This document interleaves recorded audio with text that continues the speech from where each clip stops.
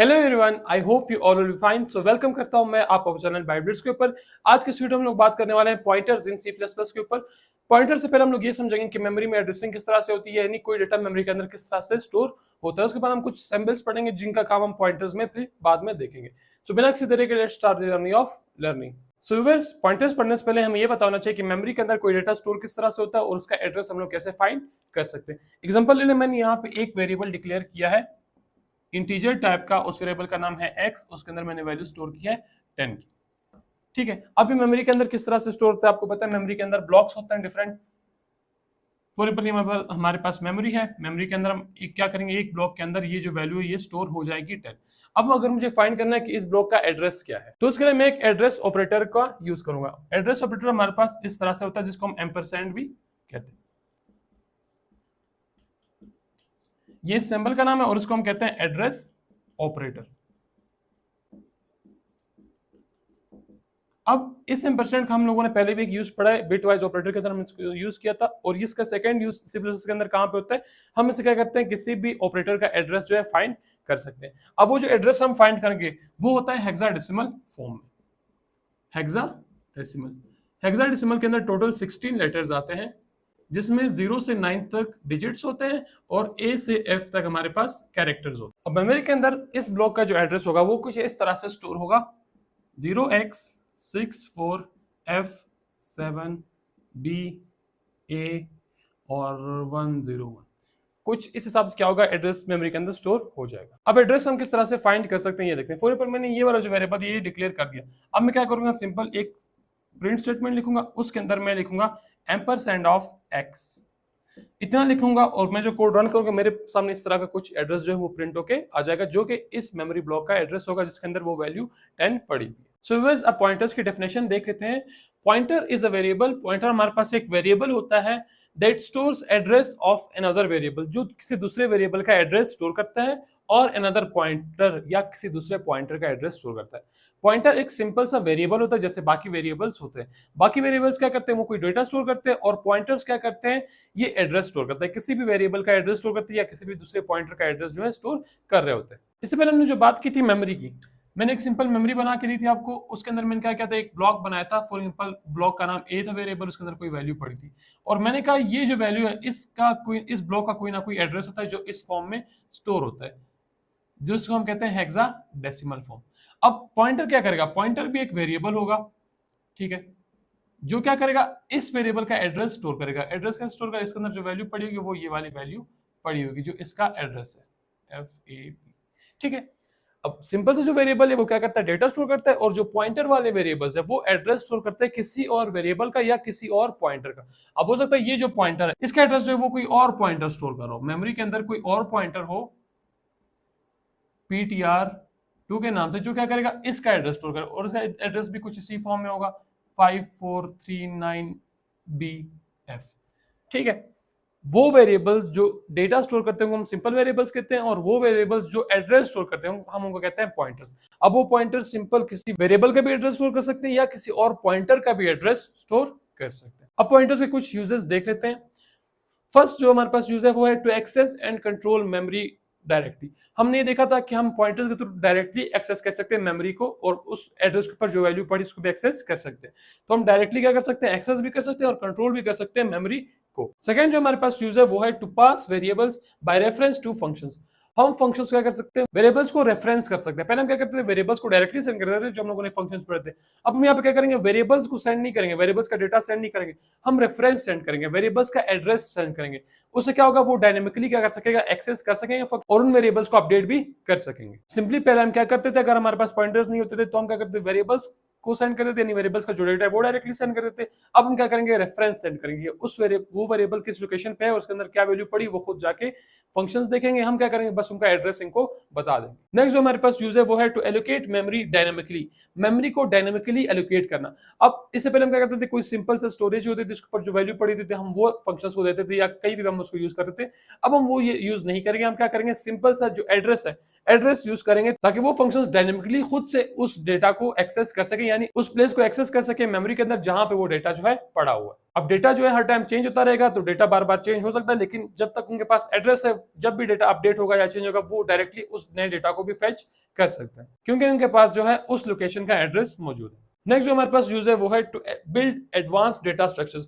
हम पॉइंटर्स का यूज करके एडवांस डेटा स्ट्रक्चर्स बना सकते हैं, जैसे कि ग्राफ्स हो गए, ट्रीज हो गई, लिंक लिस्ट होगी। ये आप लोग पढ़ रहे होंगे डेटा स्ट्रक्चर एल्गोरिथम, लेकिन सिंपल यहाँ पे इतना समझ ली, पॉइंटर्स के यूज से हम डेटा स्ट्रक्चर्स जो है बना सकते हैं। एडवांस डेटा स्ट्रक्चर्स जैसे कि ट्रीज हो गई, लिंक लिस्ट हो गई या फिर ग्राफ्स हो गई, हम पॉइंटर्स के यूज से ये सब कुछ बना सकते हैं। सो व्यूअर्स, अब हम देखते हैं कि पॉइंटर्स का सिंटैक्स किस तरह से होता है, यानी हम इनको किस तरह से लिख सकते हैं। उससे पहले हम क्या करेंगे, एक वेरिएबल डिक्लेयर करेंगे ताकि हम उसके बाद पॉइंटर्स के अंदर उसका एड्रेस स्टोर कर सके।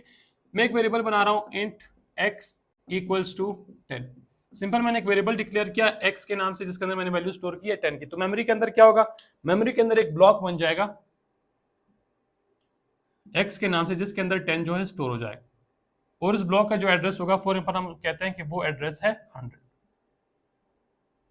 ठीक है, जब मैं यहाँ पे एक वेरिएबल डिक्लेयर करूंगा तो वो मेमोरी के अंदर से इस तरह से स्टोर हो जाएगा। एक ब्लॉक बनेगा जिसका नाम x होगा, उसके अंदर जो है वैल्यू 10 की स्टोर हो जाएगी, और उसका कोई ना कोई एड्रेस होगा, जो फॉर एग्जांपल मैं एग्जांपल के तौर पे यहाँ पे एड्रेस लेता हूँ कि 100 उसका जो है एड्रेस है। अब हम पॉइंटर किस तरह बनाएंगे, पॉइंटर बनाने के लिए हमें पता था कि पॉइंटर हमारे पास क्या है, वेरिएबल्स ही है।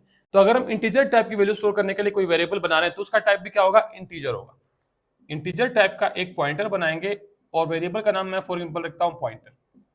और यहाँ पे आपने एक काम करना है, क्योंकि हम क्या कर रहे हैं, पॉइंटर बना रहे हैं, तो आपने या यहाँ पे स्टैटिक लगाना है या फिर यहाँ पे स्टैटिक लगाना है, दोनों आपकी मर्जी। आप जहाँ पे स्टैटिक लगाना चाहते हैं लगा दे, या पॉइंटर के साथ यानी उस वेरिएबल के साथ आपने लगाना है, या फिर क्या करना है, अपने डेटा टाइप के साथ स्टैटिक लगा लेना है। एक ही स्टैटिक लगाना है, जहां पे आपकी मर्जी आप लगा दे। मैं यहाँ पे लगाऊंगा इसको डेटा टाइप की साथ। एक पॉइंटर टाइप का वेरिएबल है, ठीक है, इंटीजर टाइप का वेरिएबल है जिसका नाम है पॉइंटर। उसके अंदर अगर मुझे x का एड्रेस स्टोर करना है तो मैं क्या करूंगा, सिंपल एम्परसैंड x लिख दूंगा। अब पॉइंटर नाम के वेरिएबल में क्या स्टोर होगा, एड्रेस स्टोर होगा। किसका एड्रेस स्टोर होगा, x का एड्रेस स्टोर होगा। एम्परसैंड मैंने आपको बताया था, ये मेरे पास क्या होता है, एड्रेस ऑपरेटर होता है। अब ये एड्रेस ऑपरेटर क्या करेगा, इस x का एड्रेस स्टोर करेगा इस ptr नाम के वेरिएबल में। तो अब मेमोरी के अंदर क्या होगा, मेमोरी के अंदर एक और ब्लॉक बन जाएगा, किस नाम से, ptr के नाम से, क्योंकि हमारे पास एक सिंपल सा वेरिएबल ही होगा ये। उसके अंदर क्या स्टोर होगा, ये 100 स्टोर होगा। 100 क्या है, x का एड्रेस है, x का एड्रेस हमारे पास क्या है इस केस में 100, तो ये 100 क्या हो जाएगा, इस ptr के अंदर स्टोर हो जाएगा। अब ये जो ptr इसका अपना भी कुछ ना कुछ एड्रेस होगा, फॉर एग्जांपल इसका एड्रेस हमारे पास है 200।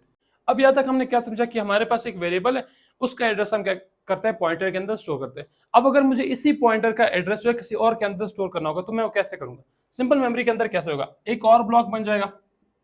ठीक है, ब्लॉक का नाम फॉर एग्जांपल हम लिखते हैं ptr2, ये वेरिएबल में बना रहा हूँ। इसके अंदर क्या स्टोर होगा, 200 स्टोर होगा, जो इस पॉइंटर का एड्रेस होगा।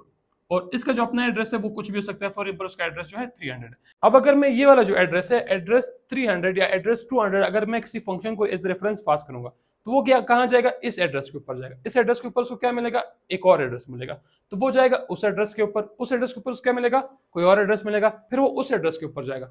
उस एड्रेस के ऊपर जाकर उसको क्या मिलेगा, एक डेटा मिलेगा जो उसको चाहिए था। अब सिंपल हमने क्या समझा, या तो हम वेरिएबल दे सकते हैं एज अ रेफरेंस, या फिर हम क्या कर सकते हैं, उस वेरिएबल का एड्रेस दे सकते हैं रेफरेंस। अगर हम एड्रेस देंगे तो ज्यादा डायनेमिकली एक्सेस कर सकेगा, यानी जब भी वो वैल्यू अपडेट होगी वो क्या कर सकता है, इजीली उसको एक्सेस कर सकता है। अभी जो हमने लास्ट में वेरिएबल बनाया, इसको हम किस तरह से कोड के अंदर लिखेंगे, आपने सिंपल लिखना है इंट स्टैटिक। अब ये तो आप नया एक पॉइंटर बना रहे हैं ना, लेकिन जो पुराना पॉइंटर उसका नाम भी क्या है, स्टार ptr, तो आपने वो भी यहाँ पे लिखना है, स्टार ptr। अच्छा, ptr नहीं लिखना, सिर्फ स्टार लिखना है। ptr2 क्या है, मेरे पास इसका नाम हो जाएगा, और मैं इसके अंदर क्या स्टोर करूंगा, एड्रेस ऑफ ptr। इसके अंदर मैं ptr का एड्रेस, इस ptr का एड्रेस स्टोर कराऊंगा, तो मेरे पास मेमोरी के अंदर इस तरह से एलोकेट हो जाएगा, और कोडिंग में हम इसको इस तरह से लिख सकते हैं। यहाँ पे डबल स्टैटिक आएगा, आपने याद रखना है, जब भी आप पॉइंटर का एड्रेस स्टोर करा रहे होंगे किसी और पॉइंटर में, तो यहाँ पे आपके पास दो स्टैटिक्स आएंगे। पहला स्टैटिक आएगा जो आप नया बनाएंगे उसके साथ, और पुराना स्टैटिक आएगा कि ये इंडिकेट करेगा कि हम किसका एड्रेस स्टोर कर रहे हैं, हम किसी पॉइंटर का एड्रेस स्टोर कर रहे हैं। सो व्यूअर्स, नेक्स्ट हम पढ़ेंगे डी रेफरेंस ऑपरेटर के बारे में। रेफरेंस आपको पता है, रेफरेंस हम कब यूज करते हैं, जब हमें किसी एक्चुअल वैल्यू का एड्रेस निकालना तो हम उसको रेफरेंस कहते हैं, और डी रेफरेंस का मतलब है जब हम उस एड्रेस के ऊपर जाके उसका एक्चुअल वैल्यू निकालता है। रेफरेंस का मतलब होता है कि हम किसी एक्चुअल डेटा का एड्रेस निकालते हैं, और डी रेफरेंस का मतलब होता है जब हम किसी एड्रेस के ऊपर जाके उसका एक्चुअल डेटा निकालते हैं। It gives value of address, आप इसको जो एड्रेस प्रोवाइड करेंगे ये उसके अगर एक्चुअल वैल्यू आपको फाइंड करके दे देगा। यहाँ पे हम क्या करते हैं, स्टैटिक को दोबारा से यूज करते हैं। स्टैटिक हम लोग मल्टीपल जगहों पे यूज करें, जैसे पॉइंटर्स को इंडिकेट करने के लिए, मल्टीप्लिकेशन के लिए यूज करते हैं सी प्लस के अंदर, और उसको हम एज अ डीरेफरेंस पॉइंटर भी यूज कर सकते हैं। किस तरह से कर सकते हैं, यहाँ पे मैंने एग्जांपल दिए। फर्स्ट आप क्या करना होगा, एक वेरिएबल इस तरह से डिक्लेयर करना होगा, int x is equal to 10। उसके बाद आपने क्या करना है, सी आउट स्टेटमेंट के अंदर सिंपल लिख देना है, यहाँ पे स्टैटिक लिखना है, स्टैटिक के अंदर लिखना है ampersand of x। Ampersand of x क्या होता है, एड्रेस, मतलब आप क्या कर रहे हैं, x का एड्रेस प्रोवाइड कर रहे हैं इसको। जब x का एड्रेस प्रोवाइड करके देंगे इसको, तो ये क्या करेगा, आपको x की जो एक्चुअल वैल्यू है वो फेच करके लाके दे देगा और उसको प्रिंट कर देगा। एक्चुअल वैल्यू x हमारे पास सिस्टम पे क्या है, 10 है, तो क्या कर देगा, आपको 10 प्रिंट करके दे देगा। सिंपल जो रेफरेंस है उसमें हम क्या करते हैं, एक्चुअल डेटा का एड्रेस निकालते हैं, और डी रेफरेंस में क्या करते हैं, एडिटर्स के ऊपर जाके उसका एक्चुअल डेटा जो है निकाल रहे होते हैं। सो फ्रेंड्स, नेक्स्ट हम यहाँ पे पढ़ेंगे नल पॉइंटर के बारे में। नल पॉइंटर क्या होता है, null pointer is a pointer that does not point any memory location, एक ऐसा पॉइंटर जो किसी भी मेमोरी लोकेशन को पॉइंट आउट नहीं कर होता। अब यहाँ पे देखिए, जो भी हमारे पास हमने वेरिएबल बनाया, जो पॉइंटर बनाया, वो किसी ना किसी मेमोरी लोकेशन को पॉइंट आउट कर रहा है, उसके अंदर क्या स्टोर्ड है, कोई ना कोई मेमोरी लोकेशन स्टोर्ड है। लेकिन मुझे कैसा वेरिएबल बनाना है, एक ऐसा पॉइंटर बनाना है जिसको मैं बाद में यूज करना चाहता हूँ, अभी के लिए मुझे इसके अंदर कोई भी एड्रेस जो है स्टोर नहीं करना। तो अगर मैं इस तरह से नॉर्मल वे में पॉइंटर को डिक्लेयर करता हूं, जैसे हम लोग सिंपली करते हैं, और उस समय में सिंपल टर्मिनेटर लगाता हूं, इनिशियलाइज नहीं करता, यानी उसके अंदर मैं कोई वैल्यू स्टोर नहीं कर रहा, फिर भी अगर मैं उसको प्रिंट करता तो वो मुझे इस तरह का कोई ना कोई एड्रेस प्रिंट करके दे देता है, जो कि हमारे पास गार्बेज वैल्यू है। अब हम सिंपली क्या कर सकते हैं, हमें इस चीज को अवॉइड करना है। हम नहीं चाहते कि उस पॉइंटर के अंदर कोई गार्बेज वैल्यू फिक्स हो, या वो जो पॉइंटर है वो किसी और जगह को पॉइंट आउट कर रहा हो। हमें उसको क्या करना है, किसी भी जगह को पॉइंट आउट नहीं कराना, हम उसको फ्यूचर में कहीं और पे यूज करना चाहते हैं, उसके अंदर कोई और वैल्यू जो स्टोर कराना चाहते हैं। उसके लिए जो हमारे पास अप्रोच है वो हम क्या कर सकते हैं, इंट स्टार लिखे पीटीआर इसको डिक्लेयर कर देंगे, फिर सामने इज इक्वल टू नल कर देंगे। हम इसको इनिशियलाइज करेंगे लेकिन नल वैल्यू के साथ, यानी इसके अंदर कोई भी वैल्यू हम स्टोर नहीं करेंगे। फिर हम जब इसको प्रिंट करेंगे इस पीटीआर को, तो हमारे पास इस तरह का आउटपुट आएगा 0x0 के नाम से, यानी हमारे पास क्या है, इसके अंदर कोई भी गार्बेज वैल्यू स्टोर्ड नहीं है। लेकिन ये हमारे पास क्या है, एक ओल्ड वे है। इसका मॉडर्न अप्रोच क्या है, अपने नल यहाँ पे नहीं लिखना, सिंपल यहाँ पे आप लिखेंगे नल पीटीआर, यानी नल पॉइंटर से आपने क्या करना है, इसको इनिशियलाइज करना है। ये हमारे पास C++ का मॉडर्न अप्रोच और एक रिकमेंडेड वे है, क्योंकि आपको मॉडर्न अप्रोच यूज करनी चाहिए, ना कि हमारे पास जो ट्रेडिशनल अप्रोच है उनको यूज नहीं करना चाहिए। सो व्यूअर्स, आज की वीडियो में बस इतना ही। आई होप आप लोगों को पॉइंटर्स की बेसिक अंडरस्टैंडिंग जो है वो क्लियर होगी है। मिलते हैं नेक्स्ट वीडियो में, तब तक के लिए टेक केयर।